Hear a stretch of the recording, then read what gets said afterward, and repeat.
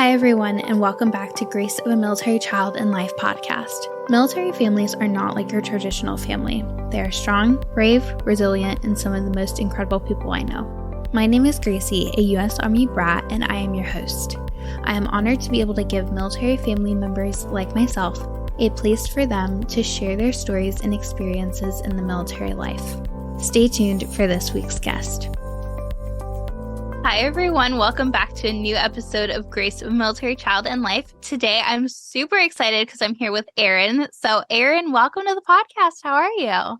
I'm doing wonderful. Thank you so much for having me. How are you? Absolutely. I'm good. Thank you. So, tell me what it's like being a military spouse for you. You're a Navy spouse. Let's start with that. So, tell me what it's like being a Navy spouse. Honestly, it is one of the best / challenging things I think I've ever had to do, like in my entire life. Like my husband and I, we've been together for almost 8 years. And luckily we've like traveled kind of like here and there, like back and forth. So we were stationed in Pensacola while I was finishing up school, and then we moved to Hawaii. And then that's when he was like on deployment. And then we ended up getting stationed here for another 3 years. So we'll be here 6 years total. But honestly, it is so much fun being a military spouse. Like people sometimes like always have like the negative thing of being like, oh, like military spouse. And it's like, no, it's actually really amazing because you get to travel to so many cool new places. You get to meet so many new people, experience so many things. And it's really just, I guess, just like a blessing in disguise. Yeah. And I mean, who doesn't want to live in paradise? Like you're literally living in Hawaii. Yeah. Like the food here, the culture here, the people here, like honestly, it is such an amazing experience. And I'm so thankful that we are able to be here and get to like experience like this life that we have. So, which is like really cool. Yeah. And the cool part is it's like, in a sense, you're testing each location because you don't have to be there, Yes. super long. Like 6 years is a long time to be somewhere. So Yeah. you don't have to necessarily move there and commit right away. If you don't like it there, that's fine. The military will send you somewhere else. And if you don't like it there, then tough luck. You're there for a few years. Yeah, then you're I feel like that's also like a big thing too, where it's kind of like when we first found out that we were moving here, everybody's like, oh, like you're gonna like either you're gonna love it or like you're gonna hate it. Right. And there are some people that put like those like negative like thoughts in your head of just like, oh, like the people are mean, like it's dirty, like it's this, it's that. But I feel like kind of like expanding like your mind and really like outreaching a little bit more than just like the I guess like initial forethought. But once you get here, you can kind of like make your own decisions and see like, like what works for you, what doesn't work for you. And I think that, when I first started hearing all these things about Hawaii, I'm just like, oh my gosh, like, am I going to like it? Are people going to be nice? Like what like is it kind of like what, like what's going to happen? But like, honestly, as soon as we got here, like all those like negative thoughts just kind of like went out the window, and we really got to see like Hawaii for its beauty and its culture, and like the people and just everything here is just so magical and so wonderful. And I'll be sad when we leave here because we're just going to take all these memories that we just accumulated here over the last 6 years when we leave, and really take it with us to the next place that we go. Yeah. And then you'll hopefully get a decent next duty station, but it's like comparing it to Hawaii is it's kind of like, oh, like maybe honestly, I really hope that we get restationed back in Pensacola, like not only because that's like where we first met, but we have like our friends there, like it's close to family. And I feel like the panhandle of Florida is like Florida without being Florida. Like it's like its own separate like thing of Florida. Because once you get into the peninsula, like yes, it's great for a while, but yes. After that, well, in hurricanes, so hurricanes are another thing to deal with. So actually, so I grew up in Daytona Beach and I lived there for 22 years. So like hurricanes were like an annual thing for us. Yep. Like our thing was like if it's like a 4 or more you leave, like that was kind of like our family's like with hurricanes. So we only had to leave maybe like 3 or 4 times, but we always went up to like Atlanta, like did the fun thing and then came back and it's like, oh, hopefully our house is still here. I know. Well, and people, because we were ground zero for Hurricane Ian. And so Yes. everyone now is like, oh, it wasn't supposed to be that big of a deal. It wasn't supposed to be this bad. It wasn't, and then Idalia just came through the Big Bend of Florida, and everyone's like, yep, we packed up and we left. Like, Yes. because You never know. exactly. And so, 4 or more is a good thing, but we always say 2 or more. Yeah, 2 or more. I mean, Say 2 or honestly, more. we probably should have like went with that, like as like a family, but we're just kind of like, oh, we'll be fine. Like, Well, we'll my be dad fine. wrote out Andrew. So No. yes, he was there for Andrew, and Oh they my were stationed at Patrick. And so they were there for that. And when Irma came through in 2017, he was like, oh, well, like I wrote out Andrew, like this isn't supposed to be that bad. Like we'll stay. And we ended up leaving for Irma. But, he wrote out Andrew and he's like, yeah, no, we're leaving. Like this is getting bad. Yeah, like we gotta go. Like Yeah. we gotta go somewhere else. Yeah. So, my gosh, hurricanes are a fun thing to deal with. Yeah, like I think we actually were supposed to, I think 2 years ago, we were supposed to have been hit by a hurricane. And I think that was like the first time that a hurricane would have landed on the Hawaiian Islands in, I might be wrong with this number. I think it was like over 100 years, Wow. something like that. But we got super lucky that the hurricane didn't hit us here. Because what's crazy too is some of the homes out in Hawaii are like single wall construction. And I Right. just know that it would have just been a like catastrophic event if like the hurricane did hit. So, knock on wood, thank God nothing happened and hopefully nothing Right. will in like this hurricane season. So I know. They always say it's like, my parents have told me it's my fault that it's been more active since I've gotten home from vacation. I was in Ohio for 3 weeks and I came back and I said, why isn't this an active hurricane season? Like the waters are extremely hot. It's like this is not an active season. And I mean, meteorologists has been saying it's been all over the news saying the same thing. But I'm like, we have reached 101-degree temperatures on Key West, like water, and we have no hurricanes. And then here we are with very active season. Then we had Franklin, Idalia, Gert, Katie. We have Tropical Storm Lee. Like, oh my gosh. Do you know what happened? You spoke it into existence. exactly. So that It happened. And here we are. where Oh it's like, my oh, gosh. like nothing's happening. It's like, should I cause something to happen? Like, And then it all starts happening. Oh my gosh. Yeah, no, perks of, I guess military life though. You move around, you get to experience different natural disasters. You just right. kind of had the Hawaiian fires, so Right. Yes, which is also so sad in itself because I it actually have is. friends that live on Maui and they said that Oh my they've lost gosh. so much and like their family and their friends and it's really amazing too like how much the community of like just all the islands, like we had friends that went to go like volunteer to help bring supplies and like package them to have them go to Maui, and there's just like all this like love and everything, just really trying to support the island that just went through something so sad.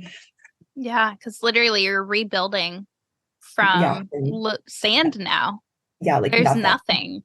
Yeah. It's so devastating to see. I mean, you Yeah. hear about California wildfires all the time because that's like a year-round occurrence, but Hawaii wildfire is Yeah, is unreal. because they even had a fire. So the Maui fires happened, and then there was another fire that actually happened near the Schofield base, which is kind of more in like the inside of Oahu, like the middle of Oahu. And I got a text from my friend at like 11 o'clock at night. And she was like, hey, like, have you heard about these like fires? And I was wait, like what fires. And I went on the news to come to find out that there was like a small wildfire near the Schofield barracks, or like the Schofield base. Wow. And they put it out super quick. So I was messaging like a couple of my friends, and I was like, hey, like, are you guys okay? Like, if you need somewhere to come stay for like the evening, or if you need to like get away, if they evacuate you guys, like, you guys are more than welcome to come here, because we are closer to Pearl Harbor base, which is kind of a ways away, but on the island, everything's pretty close together. So it's Right. farther, like far enough away. It's close enough, but still far enough away. Still far enough. Like, yeah. And it's so funny too, because like anytime and like even if you have to drive like more than 20 minutes on the island, you're just like, oh, that's so far. But then like at the same time, I'm like, I miss road trips. Oh my gosh. Yeah, because you're literally on the island. You have to take a boat to go. Like a boat or a plane. To get off the island. But but honestly, like our quote unquote road trips are just going to like the North Shore.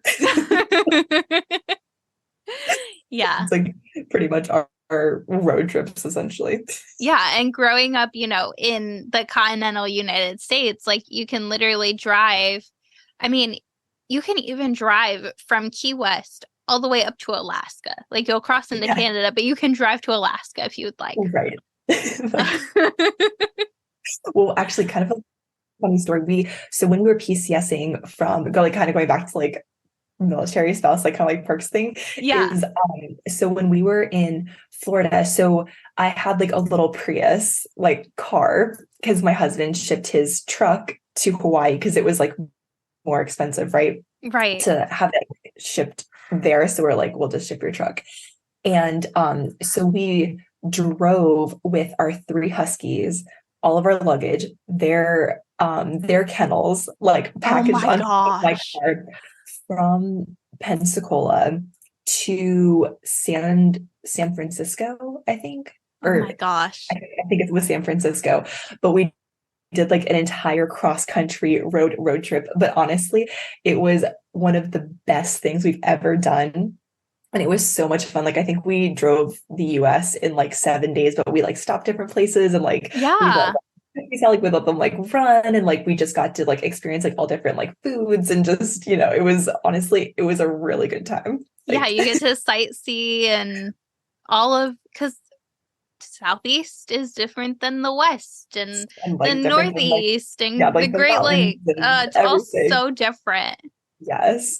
So, and that's like, I think like one cool thing about especially being like affiliated with the military in like some way is like you get to travel to like all these different places and try like their cuisines, and like, learn people's cultures, and really get to like experience it for yourself, which I think is honestly one of the coolest things that anybody could do, because you can travel places too when you are somewhere. So I know when we moved here, COVID hit.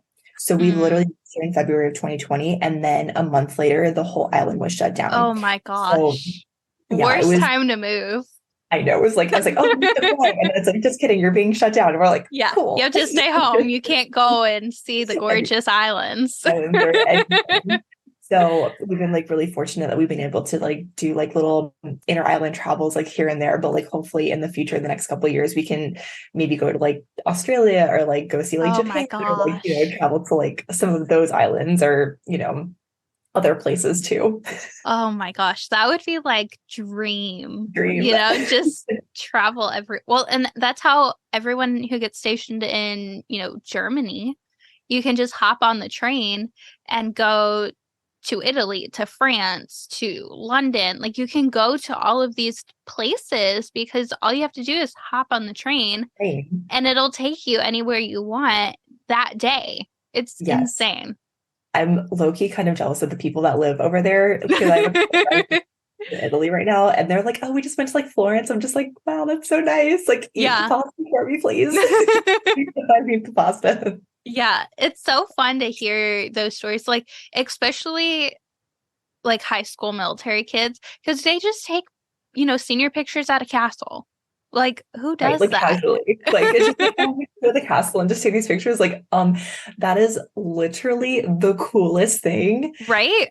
ever. I And being know. able to experience that stuff, like traveling the world, like with your family and seeing all these places and getting, like seeing all this culture, like so young, that is one of the coolest things I think ever too. Yeah, absolutely. And you've started this little business of yours, Yes, which I I love, know. and I'm wearing my necklace. Oh, I'm obsessed. Thank you. Yes. So tell me about it and how Yeah. you started it.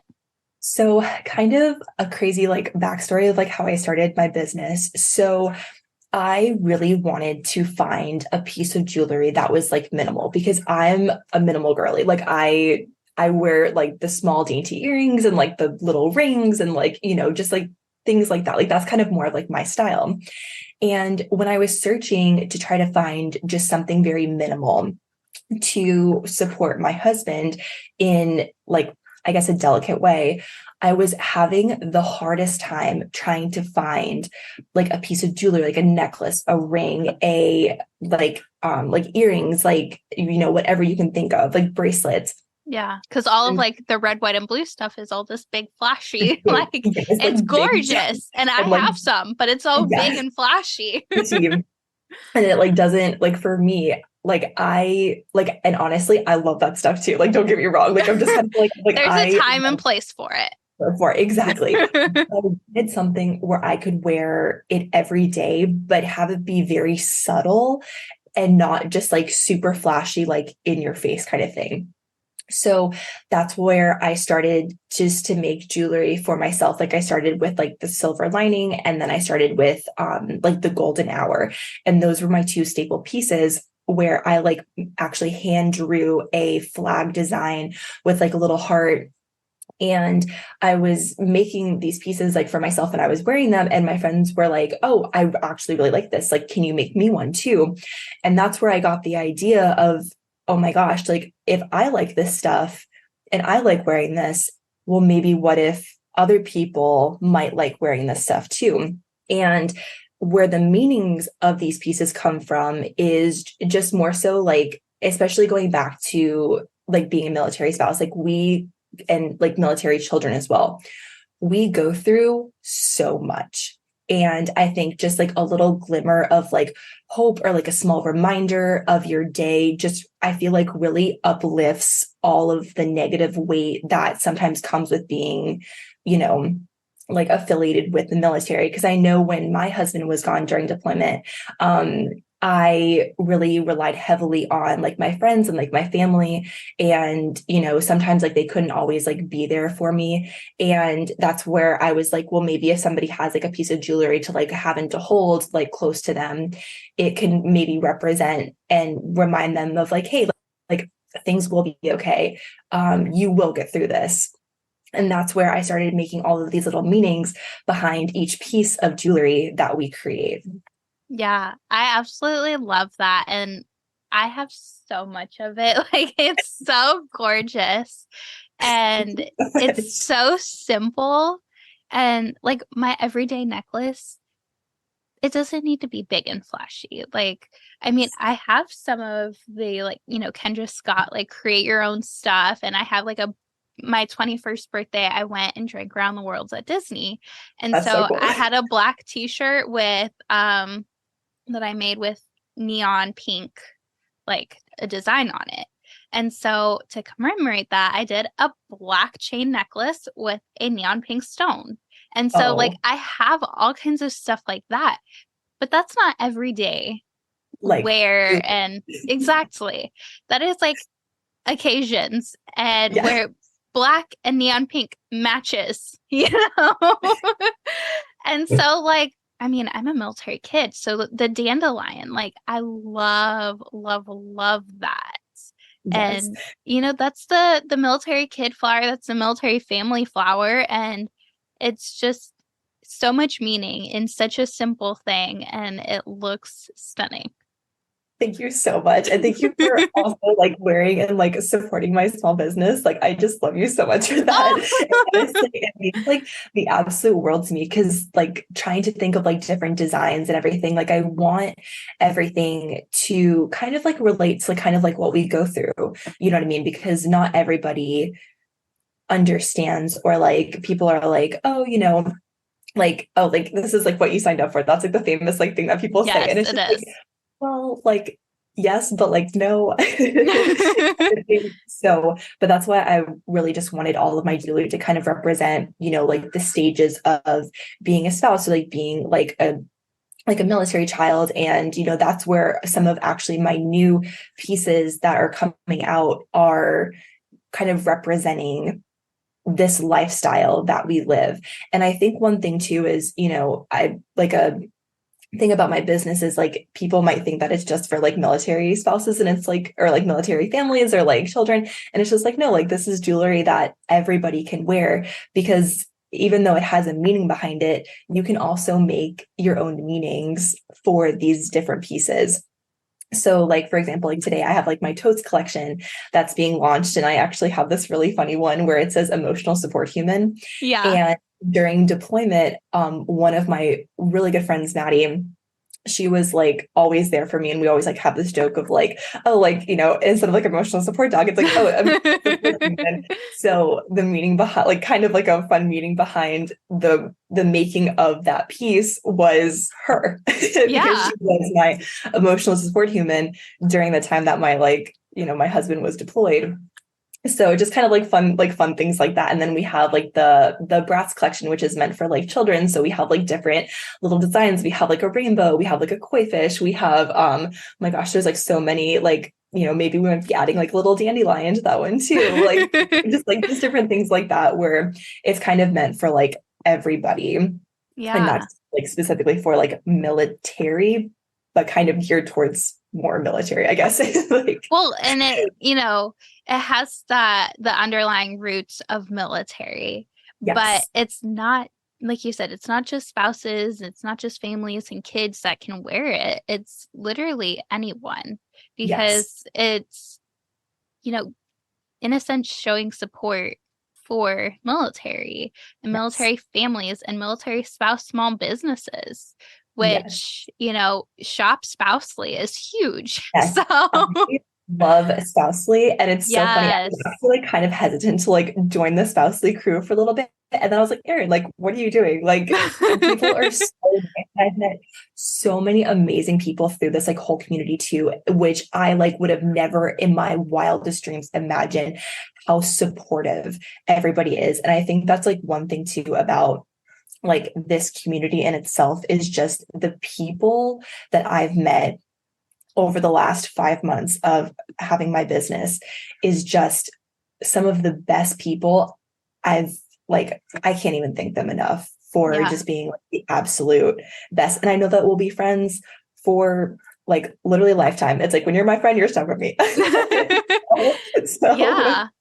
Well, but yeah, and everyone gets this lifestyle of what we're going through. It's one of those things where you have to live it to know it. And once you do, and once you find these friends and this community, it's yes, so hard to disconnect yourself from it. And you may feel disconnected at some points where, for me, it was, we don't live near base anymore. My dad's retired. My one friend experienced the same thing.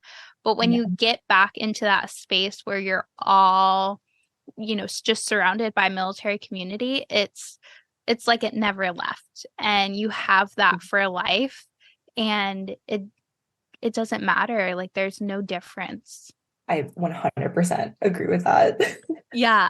I love, like, just talking to other military spouses and other military kids is like my favorite because they just get it. They Yes. understand. Yes. Like all of like, and it's like so funny to think about too. It's like all of like the struggles and like everything that like we have to go through on like a daily basis and everything like that. It's just like, it's so nice to be able to talk to people that have gone through the same thing. And like you said, they understand, Yeah. the kind of, issues that we have to go through, because they go through the same thing. And it's really nice to be able to relate to people Yeah. like that as well. Yeah. My dad was injured in Afghanistan. And so, when I was 9, I lived in a civilian, we lived in Cleveland, Ohio. There were no military bases near. His unit is in Twinsburg, which was 45 minutes away. And so telling my friends, oh yeah, my dad lost his leg, like it's to no big deal to me because I know the chances of it happening were likely. Um, Right.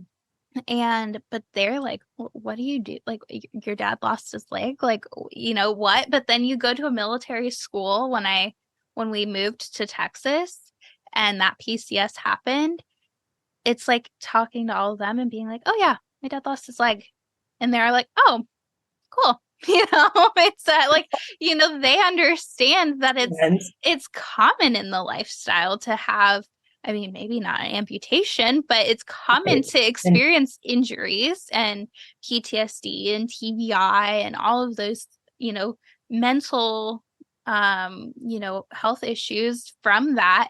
But then also major catastrophic physical injuries that can come from it yeah, too. It's so wild to remember those days of just walking around and being like, oh yeah, my dad lost his leg. And luckily there was the music teacher was a military spouse and her husband was currently deployed. So oh, like really? I had somebody in my school who got it and who understood. But Right. then like having no friends understand it is so hard. Yes, it's like kind of like it's so weird because like you go to somebody and you're like, oh yeah, like this happened, and then they're like, what? Yeah, for sure. Then you're like, Where oh, okay. it's good to have that like civilian versus military friend balance, but like Yes. you have to have both because if you don't have both, then you're gonna go It's crazy. yes, I was just gonna say that. It's just kind of like, you're just like, okay, like what do I do? Like who can I talk to? Like who can I Right? like, like relate to, because you have like your like the civilian, like your civilian friends. Like I have like a ton of both. So it's kind of nice to be like, okay, like we're gonna like I can talk to you about this, but then like I can talk to you guys about this. So it's kind Yeah. of nice to have that balance. And then sometimes like my friends kind of like intertwined together. So I have like my civilian friends that are mixed with like my like military like spouse friends and like my military friends. And we like kind of combine forces. So then now everyone just kind of, we Yeah. all get it at this point. So Yeah. And it's like, it's a great place to be able to share resources. Like, so many people have gotten resources just from talking to people. yes. And so it's huge. I actually served as the ombudsman and come to find out that Air Force is a key spouse, but then Yes. Navy is an ombudsman. And I still have to find out the words for like the other branches.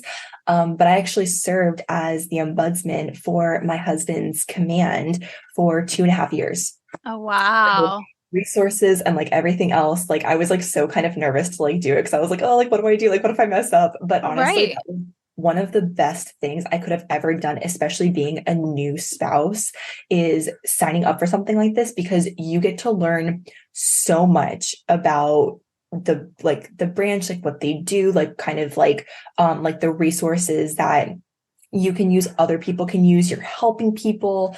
And honestly, that was probably one of like the most intense times of my entire life, especially when something like when something happened or whatever else. But at the same time too, it was so nice too because you got to learn all of these things that you probably wouldn't have learned if you weren't in that position, in the sense of like resources and everything else. Yeah. And the It's community was huge. amazing too, which was awesome. Yeah. And then you got to meet a whole bunch of people. So Right. it's It's a kind of like good way to like just jump right in. a win. Yeah, my mom was always like working with the family readiness group, the FRGs, and you know, deployments and Christmas, like those were huge times where there'd be parties and there'd be events, and it was always just so incredible to be around. There's one thing about being around your unit, but being around, everyone military related. Yes. I think it's it's such a good feeling. And even now, like, in college, it's like seeing somebody who's related to the military still, it's like, oh my gosh, like, it's such a warm, happy, fuzzy feeling. Yes. Yeah, for sure. And so the thing that I always like to ask people last, and it kind of trips them up sometimes, but because it's such a hard question, what is some advice you would give to another military spouse? You've Ooh. probably got a lot, especially being an ombudsman, but Girl, I am ready for this question. yes. So the biggest takeaway that I even had to learn myself was just take it day by day. Like it's not a sprint, it's a marathon. And you're only one person. It might seem like a lot, but you can do it. Like, no matter if it's like you have like 3 kids, your husband's deployed TDY, if you're going through school, if you're starting a new business, if you're starting working, if you're trying to balance that work life, spouse being gone, anything, it can be a lot, but just know that you're stronger than you think and you will get through it. And I think the biggest thing is like, I always tell my friends, I'm like, everything is going to be okay. Yeah. And I always live by that. And I think that is like one of the biggest things that I can tell like a military spouse, whether you're a brand new military spouse, like at a boot camp, or if you're a seasoned spouse, like everything is going to be okay. Yeah. Cause even as a seasoned spouse, like I'm sure they all still have their moments of like, whoa, what do I do? Like, those freakouts, like, and so everyone has it, whether you're, brand new or you're seasoned. So it's so important to just take it day by day. I mean, it's a good life advice anyways. Take it day by day. Yes. Yeah, it's a marathon, not a sprint. Yes, absolutely. And where can listeners connect with you and find the Dainty Forces Co? So we are on Instagram, we're on TikTok, Facebook, we're on Spousely. Shout out to Spousely. Yes. Community on Spousely. And we also have our own website as well at thedaintyforces.com. So make sure to go check us out. Yes, absolutely. And I have a discount code of Gracie10. Yes, so use that. Use that code. Get 10% off. Yes, absolutely. Thank you so much, Erin, for being on the podcast. Thank you so much for having me. Thank you for listening to Grace of a Military Child and Life podcast. If you enjoyed this episode, be sure to give it a like, follow, and comment. Also, be sure to check out Instagram and Facebook at Grace of a Military Child and Life for more awesome content. For information on the podcast, Military Child Bigs and Littles, GoAMCL blog, or other resources, visit www.goamcl.org. You can also email me at Gracie, that's Gracie @goamcl.org with any questions or comments. To be a guest on the podcast, you can schedule it at www.goamcl.org/schedule a podcast, all one word, or contact me via social media or email. Stay tuned for the next episode where another incredible story is shared.